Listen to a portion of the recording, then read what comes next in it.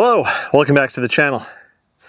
Beautiful day here in eastern North Carolina. It's going to get up to about 70, and then later in the week it's supposed to get warmer, which is a little crazy. I think it's more like kind of like an Indian summer, and then we'll be dropping down into the 60s next week, and I expect more nightly frosts. So that means whatever dahlias I still have standing, which isn't much. I think I have 2 or 3 kind of survived the last one. They'll be gone. Mexican sunflowers, what remains of them will be gone. I've been trying to limp them along, and yeah, they're looking really raggedy, but they're still producing flowers, and as long as they do, it gives some sort of food source for the pollinators. You didn't tune in for the prattling though, you tuned in for the allium planting. So let me start showing you what we're going to be planting today. First, small fraction of the allium bulbs that I have, which is Purple Sensation. In this bag, I think I have 40. I have 40 bulbs. I don't know if I'm going to plant all 40 today, just out of time constraints, but we'll start planting the Purple Sensations throughout the garden. But I have 100 more, so I have 140 in total of the Purple Sensations to plant out. It's a lot. It's not as much as some YouTubers do. Looking at you, Garden Answer. But it's a lot of bulbs for me. And then let me show you what else. I have a total of 5 Mount Everest alliums. Now, if you watched Friday's video, I think it was Friday's video, I do believe I mentioned that I've ordered something like 10 more or 5 more of Mount Everest. Again, they were on sale and I grabbed them while I could. Mount Everest bulbs are pretty expensive because I think white alliums are fairly rare, and these do have a white head to them. I tried growing them last year, and I think due to that crazy December, Christmas time freeze that we had, plus any and all rains that we had afterwards with the cold, it just rotted the bulbs and they died. They didn't make it. So this year I'm going to try again because I'm a glutton for punishment, and I'm going to try growing these, and I'll do a cluster, I think, somewhere out in the flower garden. I have 10 Summer Drummer alliums. If you're not familiar with Summer Drummer, they're sort of like Purple Sensation, but they grow to about 6 feet tall, 5 to 6 feet tall, depending upon your soil, environment, blah, blah, blah, blah, blah. So the ones I actually have out in the flower garden have gotten up to 6 feet tall, which is pretty crazy. And last but not least, in this box, I have 5 Imperialis Ruba Maxima, otherwise known as Crown Imperial. I've grown these before successfully up north. I tried, I think the first year I was down here, and they did not do anything. And I believe that they just rotted in the ground due to the excess moisture that we sometimes get during the wintertime, early spring. So I have a new plan for these 5 this year, and I'll show you that later in the video. Let's get to planting. Okay, so here I am in the rose garden, and I'm down by the corner, which I'll do a wider shot maybe in a minute and you'll see that. But next to me I have Thomas A. Becket rose, which I've recently pruned back in a whole video I did on rose pruning. And for those of you who left comments, thank you very much. Any and all input, encouragement, criticisms, it's all welcome. So please feel free to leave comments below. And if you see me doing or saying something today that just sounds stupid or isn't right, again, please feel free to leave those comments below. That's what I'm trying to do here with this channel, is just share what I'm doing, explain what I'm doing, why I'm doing it, and maybe, again, something I either learned the hard way, which I tend to do quite a bit of, or I listen to some of your advice and maybe correct some of the things I've done, or again, take some of your advice and then do something differently. Either way, I'm going to stop prattling now. I'm going to be planting 5 of the Summer Drummer here. But I have right here in front of me 5 Easter candy irises. Now, I recently, and I say recently, it's probably about a month or 2 ago, I divided them up and I replanted them here. I had 4. Unfortunately, Sophie decided to play with one. That's why these metal cages are over the remaining 3, so that doesn't happen. It's not the end of the world. Eventually these 2 will have to be dug up and divided again at some point. But there's sort of a little gap right here, and I thought it'd be nice to fill in with the alliums. And again, the Summer Drummer gets to about 6 foot tall, so it'd be a dramatic, 5 to 6 foot tall, and that would be a very dramatic early spring sort of statement. Now this area, these beds, I have, I don't want to say extensively, well, maybe extensively added compost to and been working on improving since 2021. So the soil here is pretty good. and I'm not going to do much other than just dig a hole, drop them in. I'm not dropping them in super deep, and I'll show you why in a second. The other nice thing about alliums, unlike, so let's say, tulips, is that they will propagate themselves. In fact, this one right here has a baby coming off of it. Think of it as garlic or onion. They're all in the allium family. So this here is a little baby that will eventually grow up into a big allium. But for now, I will plant it, baby and all. And the other way that alliums will tend to propagate is via seed. So I have a bunch that come up every spring, little baby ones. Over in the flower garden, and I believe they're from the summer drummer. So in a few years, let's say maybe another 2 to 3 years, I should be getting a whole lot more of the summer drummers over there. One of the reasons, that's the big reason why I decided to put all 10 of these over here. It's almost tempting to go put more over there, but I have a bunch that are, I believe, coming up from seed. So I'm gonna let them do their thing, and for now, I'm just gonna finish this up. I am gonna throw a little label here just to remind me that I did put bulbs over here, because I will forget. I'm getting old and senile. And I'm just gonna add some more compost to the area. Like I said, I didn't plant them super deep, and one of the reasons I didn't plant them super deep is when we get those super heavy rains, sometimes during the winter time, where we can get 4 to 6 inches over a weekend, the ground gets very saturated. Best of my knowledge, no bulb likes that. So again, so I planted these a little shallow. Then what I was just saying, let's say I planted them 1.5 inches or 1 inch down, I've just added in some more compost on top of that. And of course, the mulch gets covered right back on top to help hold everything in. So now they're technically 2 inches down. Let me show you where I'm planting the rest. My rose garden is quite the mess still. I have various pots laying around that I need to clean up. I need to finish adding mulch into various spots and places, but that's a project for another day. Right now, I'm going to be planting next to my climbing rose. We were just right there.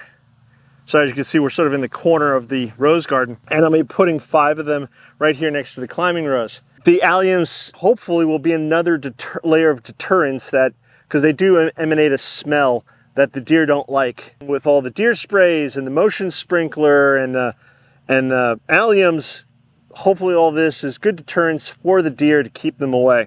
So I've already added some compost here just to bring the ground level up a bit. And I'll just pop these in.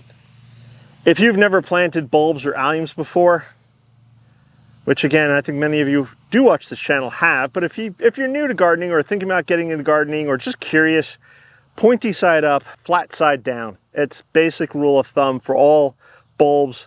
So there's usually a side with a plate, a flat spot on the bottom. So here in this example, there's these roots. So that's obviously the bottom, and here's the pointy side. Pointy side always up. Pointing up, remember that, and you'll be okay. So we'll just get these last few in here planted. I want to go a little deeper on that one. And this one. And this one. And last but not least. And I'll just put a little tag sort of on the outer edge here, just so I don't step in this area and crush or compact the alliums. I always try to mark where I've planted. Of course, all of these will get watered in. I'll just walk around with a watering can, water all this in, and then this way the bulbs will start doing what they need to do. And let's move on to the next spot. Okay, so here we are on one side of my deck. And for you, those who've watched this channel before, I have a front deck and I have 2 flower beds on either side. The other side, where I have my main walkway, I will not be planting any alliums at this time.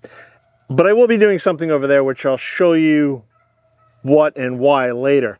For now, we're in the one bed here, and this bed is very weedy, and it needs to be cleaned up and just given it a little spruce up for the winter. So what I'm going to do is right here in the front, I'm just going to pop in. I have 5 left in this bag. I'll pop 5 into this area, this spot right here. They'll be at the front of the bed. It'll be a fun thing. Who doesn't like to walk by and touch an allium? If you haven't walked by and touched an allium, they're pretty fun. It's just a little, trust me, it's a fun little thing just to brush your hand over the allium flower heads there. Either way, I'm just going to pop these right in, and then we'll move off to the next section. I just might as well dump the whole bag. Cover that up, get that in there. Come back over here. I want to put Another one over here. If your bulb is soft and mushy, don't plant it. It's a bad bulb. And then last but not least, here we go. All right, so everything's planted back over. We'll just pull some mulch back over. Again, I'm gonna come back through the area and clean up with all of the weeds and hedge trimming and whatnot. Let's go back over to the rose garden, I think. Now, you might recall, at the beginning of this video, I said I had 130 bulbs to plant out. I'm not gonna be planting or showing you guys all 130 today because it's just a bit ridiculous, but I am gonna tell you that I'm gonna be planting some purple sensations. Now, again, we have the summer drummers over at the corner. Here we are more towards the center. I got daylilies here right behind me, which deer love to eat. And of course my roses, which deer just love.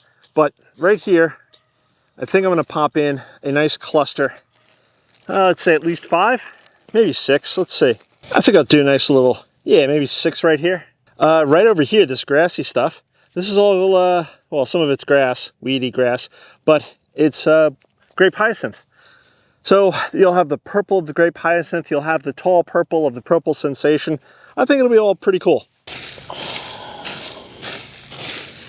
All right, and then I'll mark it just to let me know that it's purple sensation here. Now I'm gonna plant a lot more purple sensation here. I'll probably do a couple more clumps elsewhere throughout the rose garden. But again, I'm not gonna bore you guys with that today. Let's move on to the next group. So here we are on the flower garden. And what I'm going to do, right here used to be, what was it, Ruby Kiss Coreopsis. Now I have a blank spot to fill up, which is fine because I'm going to plant my Mount Everest Alliums here. They don't get terribly tall, 40 inches, 36 to 40 inches, so they're shorter than 4 feet tall. So my legs are killing me right now. I don't sit like this normally. There we go, much better. So what I'm going to do is right here, I'm going to plant up the Mount Everest. Mount Everest Alliums. I have a total of 5. And I'm going to show you what I'm going to do. I'm going to treat them a little differently than I have the others, and I'll explain that in a second. Behind I have some snapdragons, I have some autumn joy sedums. Next to it I have some, I don't know what, there's some sort of daisies, I believe. They need to be pruned back, taken care of for the winter. But this space right here needs to be filled in. So why not fill it in with the alliums? So what I'm going to do, differently than I've done the others, let me show you. And these, as you can see, are much bigger bulbs. Much bigger. So what I'm going to do, because again, Eastern North Carolina, ground is pretty cruddy. It's a very silty, sandy base underneath. It's almost clay-like, if not clay. Although the beds here, I've been improving the soil in, and I could go down a couple inches and the soil's still perfectly good. I have to worry about the lawn right here and any excess water coming off of the lawn into the beds, thus drowning the bulbs. So what I'm going to do is I'm actually going to plant them high. This is very unusual and not a technique I would recommend you try, but I'm doing it. By high, I basically mean they're almost going to be at ground level. 2, and when I want to move that one a little further back, 2, 3, put this guy in the back, 4, and then 5. So the depth of the bed is about 3 inches due to the timber that you see here. So what I'm going to do is I'm going to mound up soil on top of these guys, thus giving them the appropriate depth that they need. And then of course mulch on top of that once I have a bag of mulch ready to go. These flower beds, as well as every other bed around here, needs to be cleaned up for the winter. I have quite a bit of weeding to do, and there's plants in here that will be getting cut out and removed, obviously, once they go over.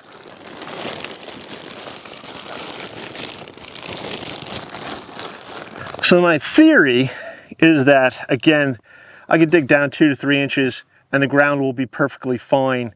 Composty wise, it won't be that heavy clay silty.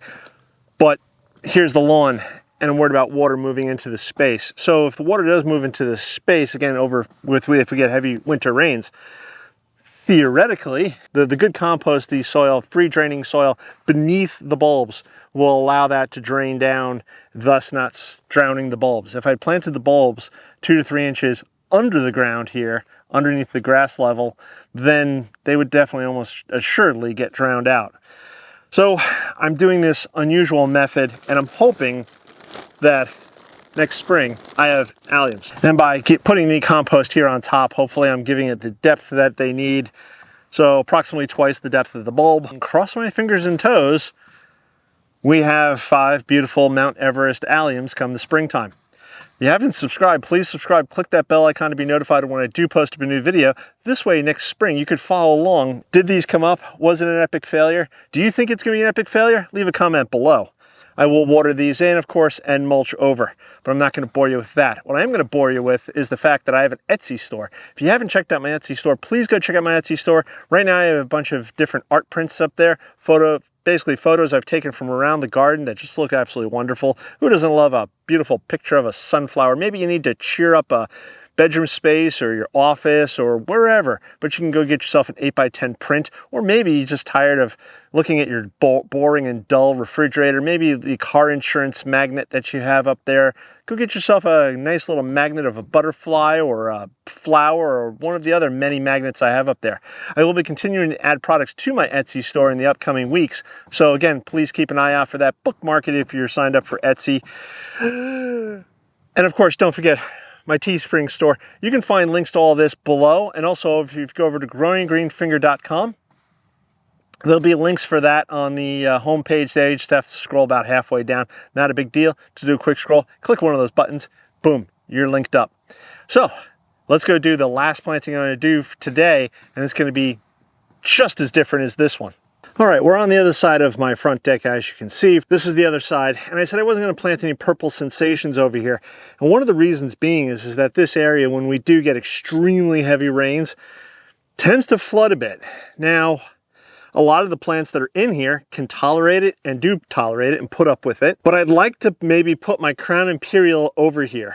And the reason being is it'll get quite a bit of sunlight. It won't get the scorching afternoon sunlight. And I think it would add some nice spring interest to this area to have this tall flower, beautiful red flower popping up right over here. That being said, I'm going to put it into this pot. And I picked up this pot from my local garden center. And believe it or not, it's not terracotta. It looks like terracotta, but it's not. It's some sort of heavy-duty resin kind of thing. And that works well for me because A, it's lighter than terracotta, and B, I don't have to worry about it freezing or cracking, whereas terracotta, you would have to. So what I'm going to do, though, first is I'm going to put some holes into it because, hopefully you can see, there are no holes. And one of the things that Crown Imperials really like is free draining soil. They do not like to be sitting in water. Not only did I learn this from watching television and YouTube, but I've learned this the hard way because, like I said, I planted these once before here on this property, and I planted it over in the flower garden in the corner. They totally died, and I'm pretty sure it was because they just got too wet and then they rotted. So this year I'm going to try to prevent that from happening by putting them in this pot where they'll be elevated off of the ground, and even if this space does flood a little bit, the soil should again allow that drainage and should keep the bulbs out of the sopping wet water. Okay, so what I've done off camera was I drilled 8 small holes, I believe they're about 1/2 inch in diameter, and then 1.5 inch hole in the center. This should allow for plenty of drainage out of the pot, especially, like I said, if we get those heavy rains, that should allow all that water to drain out. Now, the other thing I could have done, and which I may want to, and I know I'm going to actually do at some point in the future, but a different location with different pots, is I could have made this a baseless pot. Basically just sawed out the bottom here, and this way it would allow any and all roots from the plants to leave the pot easily and go out into the native soil. And I will do that in a different location with different pot and plants, but this one I want to keep the way it is now, if only because I'm not 110% sure I want to keep this pot here. I may want to move it. And if it's baseless, I can't move it. I'm going to fill this up now with potting soil, and then we're going to look at the bulbs and plant those up. So I've done that. Now let's take a quick look at the bulbs. They're packed very carefully, which is nice. These dried, desiccated looking things, and they're all kind of like that, are the Crown Imperial bulbs. And you may notice that unlike other bulbs, they have sort of an open top. You have to be careful that you don't get heavy, wet, compacted soil in here. Some people fill this up with sand, I've heard, but I'm just going to do the potting mix and hope for the best. So we're just going to pop these right in. And because the bulb is about 2 inches high, I'm going to plant it about 2 inches below. I'll bring the soil to basically this level, and then I'm going to put mulch on top. Okay, 2, 3, 4, and 1 in the middle. These all look very good. And then I'm just going to cover with about 2 inches of soil and then probably another inch of mulch. And hopefully these all survive.